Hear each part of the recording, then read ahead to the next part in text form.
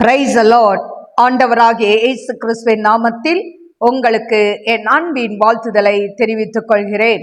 என் கருமையான தேவ பிள்ளைகளே, ஒவ்வொரு நாளும் இந்த யூடியூப் மூலம் உங்களை சந்திப்பதில் நான் மிகுந்த மகிழ்ச்சி அடைகிறேன். இந்த ஆடியோவை நீங்கள் கேட்டு தேவ ஆசீர்வாதத்தை பெறுவது மட்டுமன்றி, உங்களுக்கு அறிமுகமானவர்கள், உங்கள் நண்பர்கள், உங்கள் உறவினர்களுக்கும் இந்த ஆடியோவை அனுப்பி தேவனுடைய நாமத்தை மகிமைப்படுத்தும்படி உங்களை அன்புடன் கேட்டுக்கொள்கிறேன். இந்த நாளிலும் 1 நாளாகமம் 24 அதிகாரம் முதல் வசனம். ஆரோன் புத்திரரின் வகுப்புகள் ஆவன. ஆரோனின் குமாரர் நாதாப், அபியூ, எலியாசார், இத்தாமார் என்பவர்கள். நாதாபும் அபியூவும் குமாரர் இல்லாமல் தங்கள் தகப்பனுக்கு முன்னே மரித்தபடியினால் எலியாசாரும் இத்தாமாரும் ஆசாரிய ஊழியம் செய்தார்கள். தாவீது சாதோக்கை கொண்டு எலியாசாரின் புத்திரரையும், அகிமெலேக்கை கொண்டு இத்தாமாரின் புத்திரரையும் அவர்கள் செய்ய வேண்டிய ஊழியத்துக்கு முறைப்படி அவர்களை வகுத்தான். அவர்களை வகுக்கிற போது இத்தாமாரின் புத்திரரை பார்க்கிலும் எலியாசாரின் புத்திரருக்குள்ளே தலைமையானவர்கள் அதிகமான பேர் காணப்பட்டபடியினால் எலியாசாரின் புத்திரரில் 16 பேர் தங்கள் பிதாக்களுடைய குடும்பத்துக்கும், இத்தாமாரின் புத்திரரில் 8 பேர் தங்கள் பிதாக்களுடைய குடும்பத்துக்கும் தலைமையாக வைக்கப்பட்டார்கள்.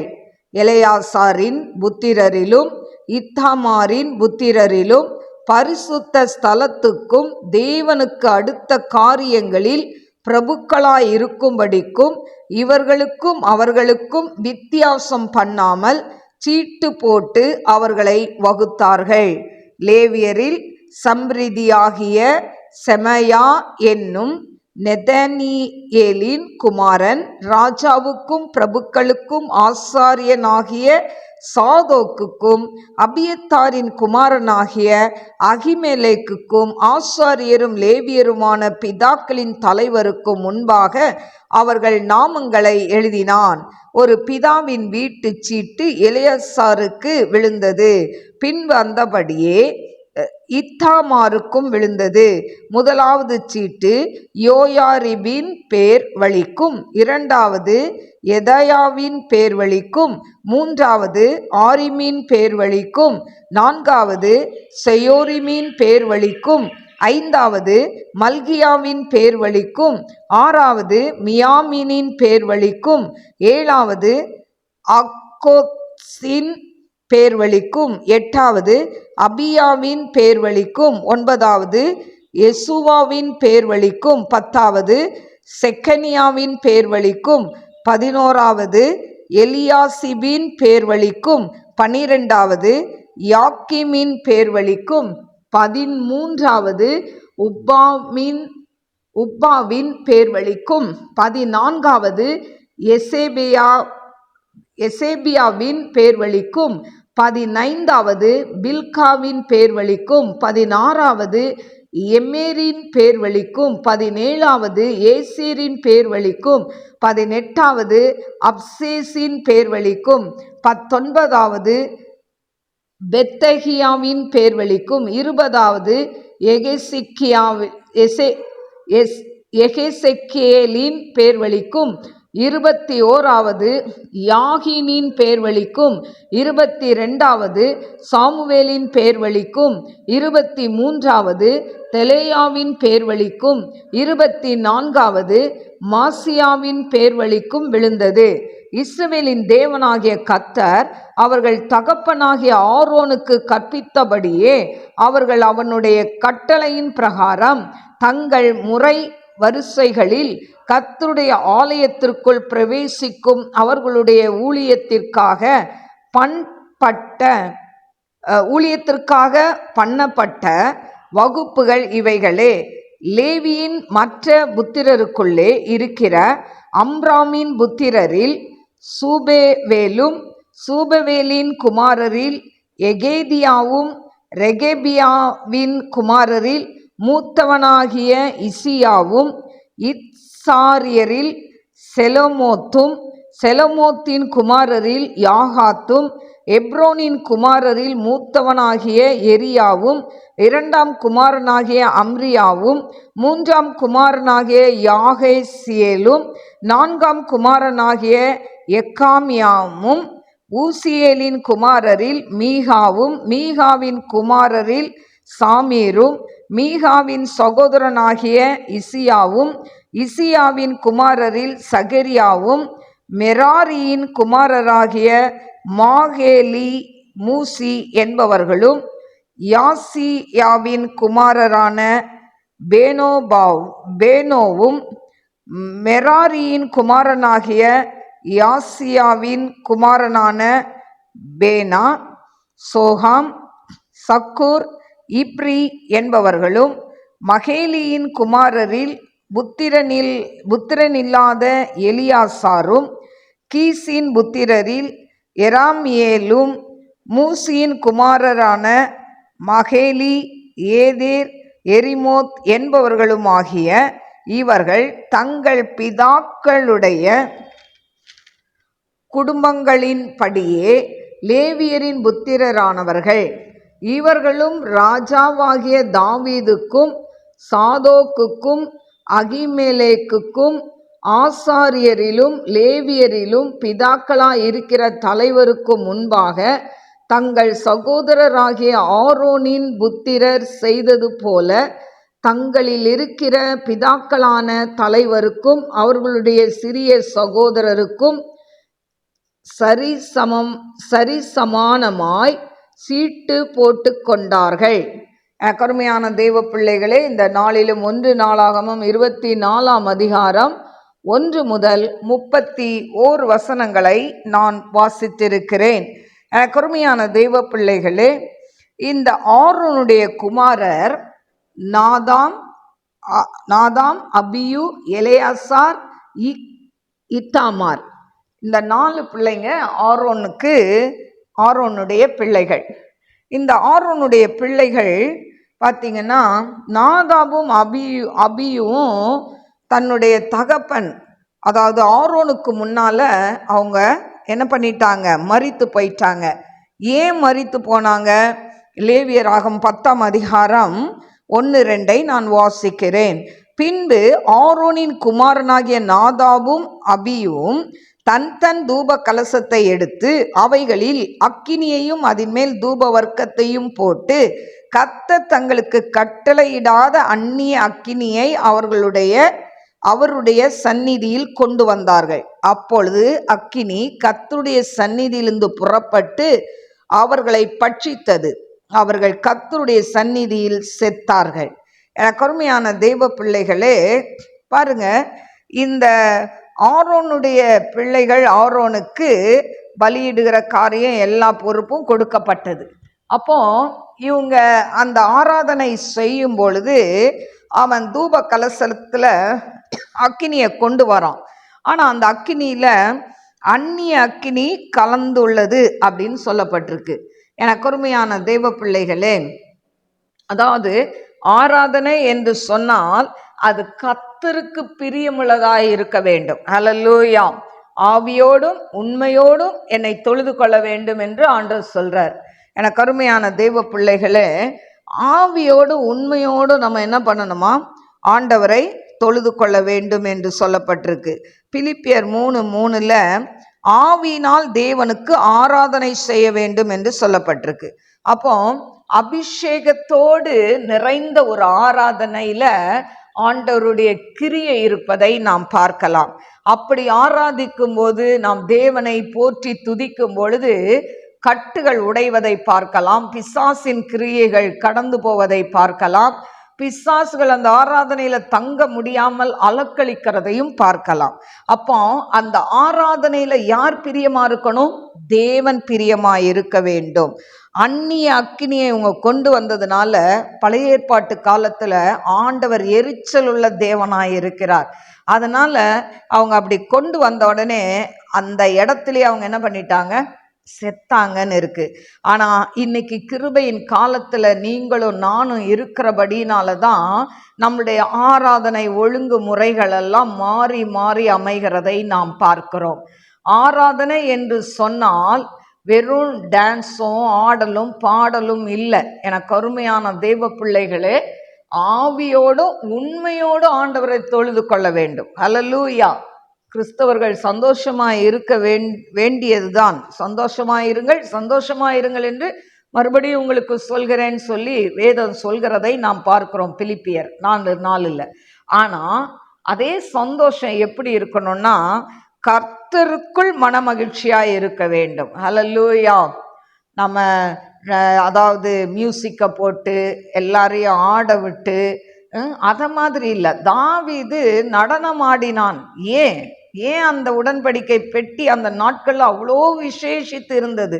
ஏன்னு சொன்னா, அந்த உடன்படிக்கை பெட்டியில 10 கட்டளை, ஆரோனின் துளிர்த்த கோல், மன்னா இதெல்லாம் வச்சிருந்தாங்க.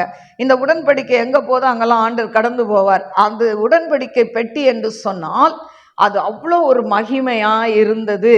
அதனால அந்த உடன்படிக்கை பெட்டிக்கு முன்பாக தான் ராஜா என்பதையும் மறந்து சணல் நூல் வஸ்திரம் தரித்து அவன் ஆடி பாடி அந்த உடன்படிக்கை பெட்டியை தன் நாட்டுக்கு கொண்டு வந்தான் என்று சொல்லப்பட்டிருக்கு. அது எதை குறிக்கிறதுனா, தாழ்மையை குறிக்கிறது.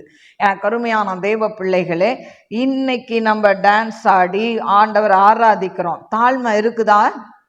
கொஞ்சம் யோசித்து பாருங்க. அவன் ராஜா, தன்னை தாழ்த்தி சணல் நூல் வஸ்திரத்தை தரித்து ராஜ மேன்மை வேண்டாம் என்று தன்னை அவன் தாழ்த்தி அவன் ஆண்டவரை ஆராதித்தான், நடனம் ஆடினான். ஆனா இன்னைக்கு என்ன சொல்றோம்? தாவீது டான்ஸ் ஆடினா என்ன? எனக்கு அருமையான தேவ பிள்ளையே, நீ வீட்டுக்குள்ள எவ்வளவு வேணா ஆடு, நீ வீட்டுக்குள்ள பாட்டை போட்டு எவ்வளவு வேணா நீ ஆடலாம். ஆனா சபைக்குள்ளேயோ மற்ற இடத்துலையோ வரும் பொழுது அந்த ஆடுவது நாகரீகமா இல்லை. அநேகர் வெளியிலிருந்து பார்க்கும்போது என்ன சொல்லுவாங்க? என்ன கூத்தடிக்கிறாங்க, என்ன இப்படி டான்ஸ் ஆடுறாங்க அப்படின்னு சொல்லி நம்மை மாத்திரமல்ல, ஆண்டவருடைய நாமத்தை அவர்கள் அந்த நாமம், ஆண்டவருடைய நாமம் தூஷிக்கப்படுறத நம்ம பார்க்குறோம். அதனால இளைய தலைமுறையாய் வருகிற பிள்ளைகள் நன்றாக கவனிக்க வேண்டும். எல்லாம் பழைய ஆட்கள் தான் அப்படியே ஆராதிப்பாங்க, மெய் மறந்து இல்லை. நீங்களும் உங்க வாழ்க்கையில தேவனை ஆராதிக்க முடியும். கரங்களை உயர்த்தி கரங்களை அசைத்து இருக்கிற இடத்துல மெய்மறந்து ஆண்டவரை துதிக்கிறோம் பாருங்க, அந்த இடத்துல தேவ பிரசன்னம் இறங்கும். ஹல்லேலூயா. அதுக்கு மாறாக எவ்வளவுதான் ட்ரம்ஸ் அடிச்சாலும், எவ்வளவுதான் பாட்டை பாடி டான்ஸ் ஆடினாலும் தேவனுடைய மகிமை இறங்காது. ஹல்லேலூயா. தேவனுடைய கோபம் தான் இறங்கும். இன்னைக்கு கிருபையின் காலத்துல இருக்கனால ஆண்டவர் உங்களையும் என்னையும் உயிரோட வச்சிருக்கிறார். இதே பழைய ஏற்பாட்டு காலத்துல இருந்தா இந்த நாதாபுக்கும் அபியுக்கும் நடந்த அதே காரியம் நமக்கு சம்பவிக்கும் என்பதை மறந்து போகாதீங்க. அதனால பெண்கள் நடனம் ஆடுவது வீட்டுக்குள்ள ஆடுங்க. சபைக்குள்ளேயோ சபையை தாண்டி வெளியில போயோ நீங்க டான்ஸ் ஆடுறதோ, துணி விலகிறது தெரியாம ஆடுறதோ, இதெல்லாம் ஒழுங்கீனம் என்பதை உணர்ந்து கொள்ள வேண்டும். ஹல்லேலூயா. ஏன்னு சொன்னா, சபைக்குள்ள ஒரு கட்டுப்பாடு இருக்கணும், சபைக்குள்ள ஒரு ஒழுங்கு இருக்கணும். இப்படிதான் இருக்கணும்னா இப்படிதான் இருக்கணும். ஹல்லேலூயா. ஆதி அப்போஸ்தல காலத்துல எல்லாம் போய் பாருங்க, சபைக்குள்ள எப்படி இருந்தாங்க. பழைய இதுக்கு முன்னால ஒரு 20 வருஷத்துக்கு முன்னால போய் பாருங்க, பெண்டிகாஸ் சபை எப்படி இருந்தது, இன்னைக்கு எப்படி இருக்குது. ஹல்லேலூயா. ஹல்லேலூயா. பாடல் பாடலாம், உற்சாகமான பாடலை பாடலாம், நீங்க கரங்களை தட்டி பாடலாம், நீங்க இருக்கிற இடத்துல அசைந்து பாடலாம், அதெல்லாம் தப்பு கிடையாது. ஆனா கண்மூடித்தனமா சினிமால வர டான்ஸையும் எல்லாத்தையும் மிங்கிள் பண்ணி டான்ஸ் ஆடினீங்கன்னா ஆண்டவர் அந்த ஆராதனையில பிரியப்பட மாட்டாரு. கோப அக்கினி அதுல ஊற்றப்படும். அதுல ஒண்ணுமே பிரயோஜனமே கிடையாது. அந்த கொஞ்ச நேரம், 1 மணி நேரமோ 1.5 மணி நேரமோ நீங்க வர்ஷிப் பண்றீங்களா, நல்லா வேணா கை காலுக்கு எக்ஸசைஸ் இருக்கும். ஏன்னா வீட்டில் இருந்தா ஒன்றும் செய்ய மாட்டீங்க. அந்த மாதிரி ஆடும்போது நம்ம உடம்பு பாடி கொஞ்சம் அப்படியே சும்மா உபயோகப்படாத கரங்கள் கால் எல்லாம் கொஞ்சம் அதெல்லாம் எக்ஸசைஸ் பண்ணிக்கலாமே தவிர, ஆண்டவரோடு கூட ஒரு நெருங்கி ஆண்டவரை வர்ஷிப் பண்ணி அதுல இருக்கிற அந்த ஆசீர்வாதத்தை டெஃபினட்டா பெற்றுக்கொள்ளவே முடியாது. ஹல்லேலூயா.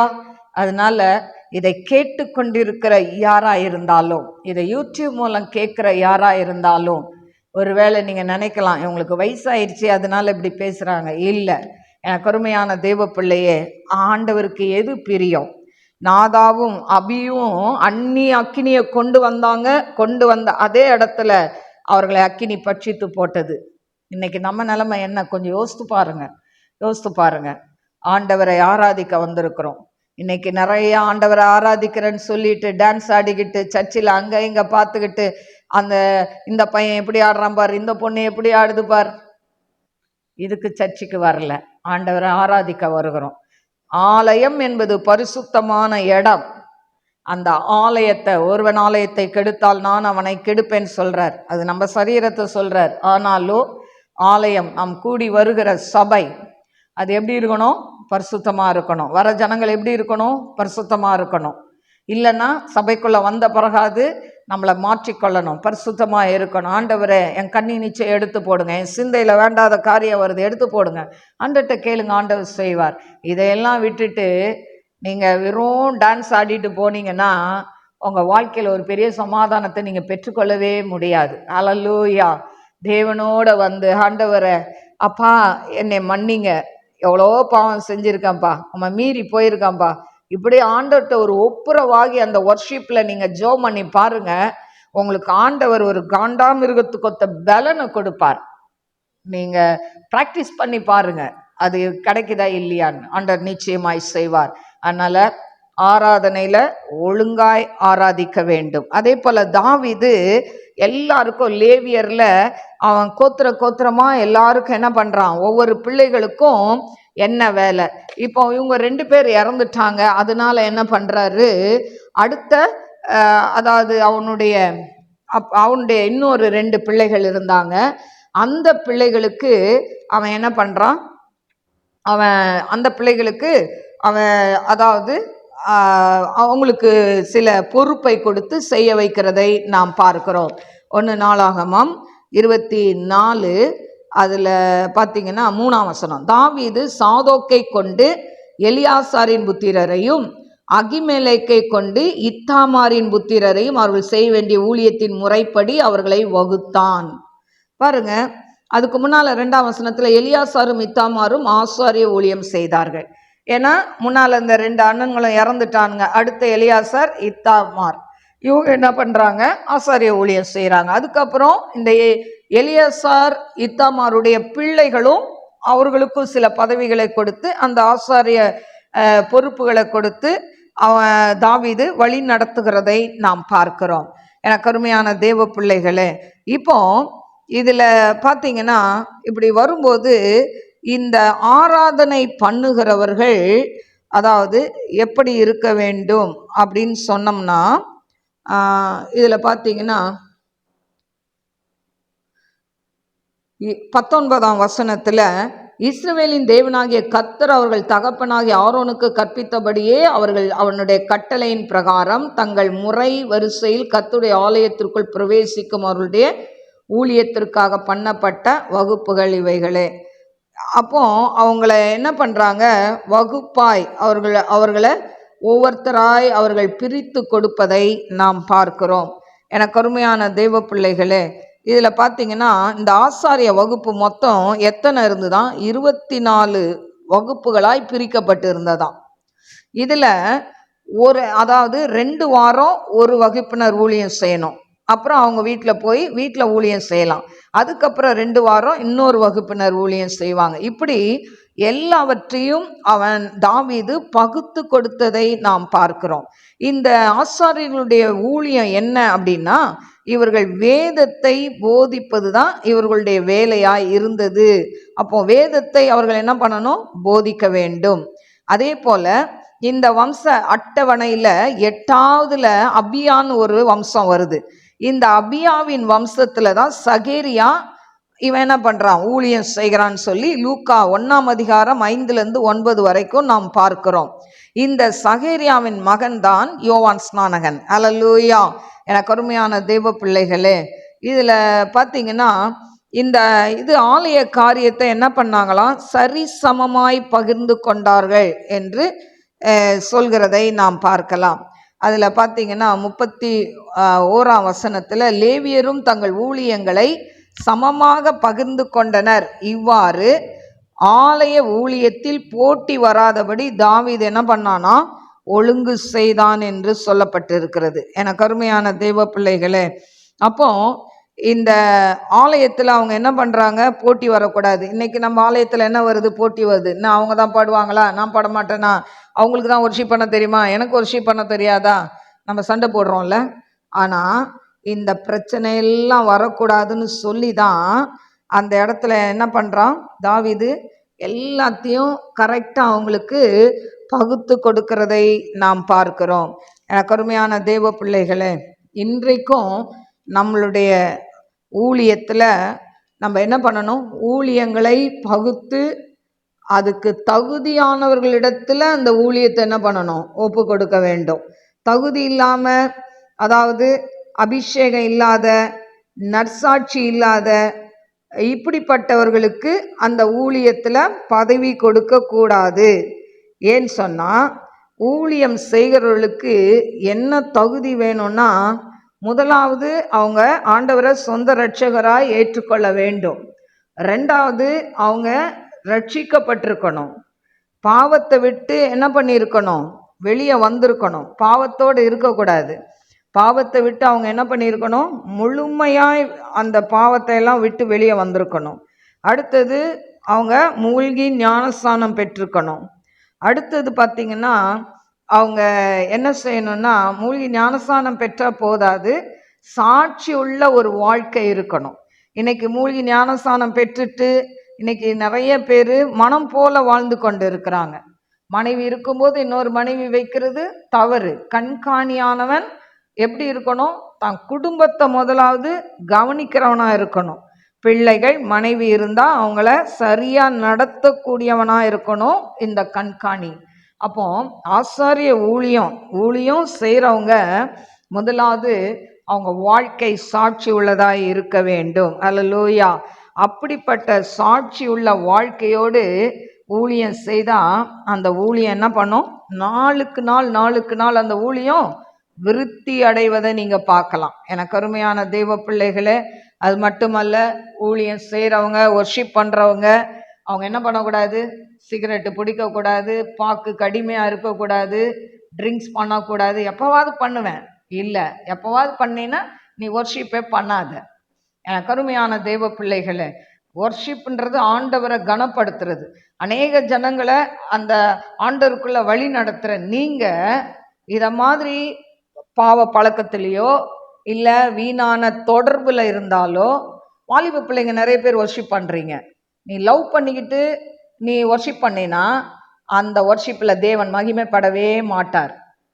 நீ லவ் பண்ணிட்டு முன்னால் இருந்து நீ அப்படியே மலையே விழுந்து போகிறது போல் நீ ஒரு ஒர்ஷிப் பண்ணலாம். நல்ல அழகான குரல் இருக்கலாம், பாடலாம், நல்லா மியூசிக் வாசிக்கலாம், எல்லாம் செய்யலாம். உன் பர்சனல் லைஃப் எப்படி இருக்குது, ஆண்டவருக்கு உண்மையாக இருக்கா, உன் அந்தரங்க வாழ்க்கை எப்படி இருக்குது, ஆண்டவரோட கனெக்டிங் இருக்கா, ஆண்டவரோட தொடர்பு இருக்கா, ஜெபிக்கிறவனா இருக்கிறியா, ஜெபிக்கிறவளா இருக்கிறியா? இல்லை நான் ஒர்ஷிப் பண்ணுறேன்னு முன்னால் நின்றுக்கிட்டு அதே சர்ச்சில் வர பையனையோ பெண்ணையோ ஒருவேளை லவ் பண்ணிட்டு இருந்தா, இந்த மாதிரி ஒரு கெட்ட புத்தியோட நீ போய் ஒர்ஷிப் பண்ணா அந்த ஒர்ஷிப்பில் தேவன் அசைவாடவே மாட்டார். ஹல்லேலூயா. உன் சாட்சி முக்கியம். இல்லை உன்னால் சாட்சியாக வாழ முடியலையா, நீ ஒர்ஷிப் லீடராக இருக்காத, இறங்கிற அந்த பதவியிலேருந்து கீழே. வேற யாராவது அதோட பாட தெரியாதவங்க இருந்தால் கூட பரவாயில்ல, அவங்க ஒர்ஷிப் பண்ணட்டும், அதில் ஆண்டவர் மகிமைப்படுவார். ஹல்லேலூயா. எனக்கு இதை கேட்டுக்கொண்டு இருக்கிற அன்பு சகோதரனே சகோதரியே, ஊழியம் செய்கிறவர்கள் யாராக இருந்தாலும் உங்களுடைய ஆலயத்தில் இப்படிப்பட்ட நபர்களை நீங்கள் எடுத்து நிறுத்துங்க. நல்லா பாடுறாங்க, நல்லா குரல் இருக்குது, நல்லா மியூசிக் வாசிக்கிறாங்க, விடாதீங்க. அவன் பர்சனல் லைஃப் எப்படி இருக்குது, அவன் பேக்ரவுண்ட் என்ன, அவன் எப்படி வாழ்ந்துட்டு இருக்கான், ஆண்டவரோட தொடர்பு இருக்கா, இல்லைன்னா வேற ஏதாவது கெட்ட பழக்க வழக்கங்கள் இருக்கா பார்த்து பொறுப்பை கொடுங்க. இல்லைன்னா அந்த பொறுப்பை எடுத்து மற்றவங்க கையில் கொடுங்க. நாதாபும் அபியும் அந்நிய நுகத்தை கொண்டு வரும்போது செத்தாங்க. செத்ததுனால அடுத்து அவன் சகோதரன் கைக்கு அந்த ஆசாரிய ஊழியம் போகிறத பார்க்குறோம். அதனால் ஒருத்தர் தான் இருக்கிறாங்க சபைக்குள்ளே, அவங்க தான் பாடுவாங்க, அவங்களுக்கு தான் ரொம்ப குரல் குயில் மாதிரி இருக்குது. இல்லவே இல்லை. ஆண்டவர் குரலை பார்த்து மயங்கிறவர் கிடையவே கிடையாது. உன் மியூசிக்கை பார்த்து மயங்கிறவர் கிடையவே கிடையாது. உன் உள்ளான அன்பு, நீ எப்படி ஆண்டவரோட இருக்க. தாவீது காட்டுக்குள்ளதான் கிண்ணறம் வாசித்துட்டு இருந்தான். அவன் ஒரு மேடை போட்டு கிண்ணறம் வாசிக்கல. காட்டுக்குள்ள கிண்ணறத்தை ஆண்டவரை துதிச்சுக்கிட்டே இருந்ததுனாலதான் அவன் இஸ்ரவேலுக்கு அவன் என்ன பண்ணான், ராஜாவாய் ஆண்டவர் தெரிந்து கொண்டார். இன்னைக்கு அப்படிப்பட்ட ஒரு அபிஷேகம் இருக்கணும். அந்த அனாயிட்டிங்கோட நீங்க ஊழியம் செய்யும் போது கர்த்தர் உங்களை ஆசீர்வதிப்பார். நீங்க வர்ஷிப் பண்ணா கூட அதுக்கு கிரயம் செலுத்தி நீங்க எழுந்து ஜெபம் பண்ணிட்டு வந்து புல்பைட்ல நிக்கணும். வர்ஷிப் பண்ண நமக்கு தான் பாட தெரியுமே, நமக்கு தான் வர்ஷிப் பண்ண தெரியுமே அப்படின்னு வந்து நின்னீங்கன்னா ஆண்டவருடைய நாம மகிமைப்படாது. ஹல்லேலூயா. அப்போ ஒரு வர்ஷிப் லீடர்னா எப்படி இருக்கணும் அதை தான் நம்ம இன்னைக்கு பார்த்தோம். அந்த நாட்கள்ல அவங்க ஆராதனை முறைப்படி அந்த தூப கலசத்தை கொண்டு போகும்போது அந்நிய அக்கினி அதுல கலந்ததுனால ஆண்டவர் அடிச்சார்ல. இன்னைக்கு அப்படி அடிச்சா நம்ம எத்தனை பேர் நிற்போம்ல? கொஞ்சம் யோசித்து பாருங்க. மனம் திரும்புங்க. கர்த்தர் வரப்போகிறார். கடைசி நாட்கள்ல வாழ்ந்து கொண்டு இருக்கிறோம். அதனால மனம் திரும்பி ஆண்டவரே அப்பா என் பாவத்தெல்லாம் மன்னிச்சிருங்க. இதுவரைக்கும் பேர் புகழுக்காக என்னை புகழணும்னு பாடினப்பா, என்னை புகழணும்னு மியூசிக் வாசித்தோம்ப்பா, இல்லை ஆண்டவரை என்னை அர்ப்பணிக்கிறேன்னு சொல்லி ஒரு அர்ப்பணிப்போடு அந்த வர்ஷிப்பை நீங்க பண்ணீங்கன்னா ஆண்டவர் உங்களை கொண்டு பெரிய காரியங்களை செய்வார். கண்களை மூடி நாம் செபிப்போம். ஸ்தோத்திரிக்கிறேன் ஆண்டவரே, மகா பரிசுத்தமுள்ள நல்ல தகப்பனே, உமக்கு கொடாக்கொடி ஸ்தோத்திரங்களை ஏறெடுக்கிறேன் ஆண்டவரே. அன்பின் தேவனே உமக்கு ஸ்தோத்திர, மகிமையின் தேவனே உமக்கு ஸ்தோத்திரம் ஆண்டவரே. ஓ ரபா பாபா பாபா ரீக்கரபலபரபலபரபா. ஆண்டவரே ஆராதனை வர்ஷிப்னா எப்படி இருக்கணும்னு சொல்லி ஆண்டவரே இன்னைக்கு சில ஆலோசனைகளை நாங்க ஆண்டவரே கேட்டோமாப்பா. ஆண்டவரே இந்த ஆலோசனையின்படி நடக்க ஆண்டவரே நம்முடைய பிள்ளைகளை ஆண்டவரே தகுதிப்படுத்துங்கப்பா. ஆண்டவரே உமக்கு ஸ்தோத்திரிக்கிறேன், துதிக்கிறேன்ப்பா. வெறும் ஆண்டவரே அப்பா இனிமையான குரல்னால நீர் மயங்குகிறவர் அல்ல, இனிமையான இசைகள் மயங்குகிறவர் அல்ல ஆண்டவர். ஆண்டவரே உமக்கு பிரியமுள்ள பிள்ளைகளாய், உமக்கு ஆண்டவரே உண்மையுள்ள பிள்ளைகளாய், சாட்சியுள்ள பிள்ளைகளாய் அப்பா எழுந்து நின்று கம்பீரத்தோடு வர்ஷிப் பண்ணணும். அந்த ஆராதனையில பிசாசுகள் நடுங்கணும், கட்டுகள் உடையணும் ஆண்டவரை. அப்படிப்பட்ட ஆராதனையாய் மாற்றுங்க ஆண்டவரை. அப்பா டான்ஸ் ஆடுற ஆராதனை இல்லை ஆண்டவரை, உம்மை மகிமைப்படுத்துகிற ஆண்டவரை ஆராதனையாய், விடுதலை பெற்று கொடுக்கக்கூடிய ஆராதனையாய் ஆண்டவரே ஒவ்வொரு ஆராதனையிலையும் தேவ நாம மகிமைப்படும்படியாய் ஆண்டவரே நீங்க கிருபை தாங்கப்பா, கிருபை தாங்கப்பா. எல்லா சூழ்நிலைகள் மாறட்டும் ஆண்டவரை. ஆதியில் அந்த அன்புக்குள்ள ஆண்டவரை மறுபடி ஆண்டவரை ஜனங்கள் கடந்து வரணும். டாடி நாமத்தை மகிமைப்படுத்துங்க. ஆவியானதாமே பெரிய காரியங்களை செய்யுங்க. என்னுடைய அன்பின் கரத்துல தாழ்த்தி ஒப்பு கொடுக்கிறேன். இயேசுவின் நாமத்தில் கேட்கிறேன் பிதாவே, ஆமென். God bless you. God bless you.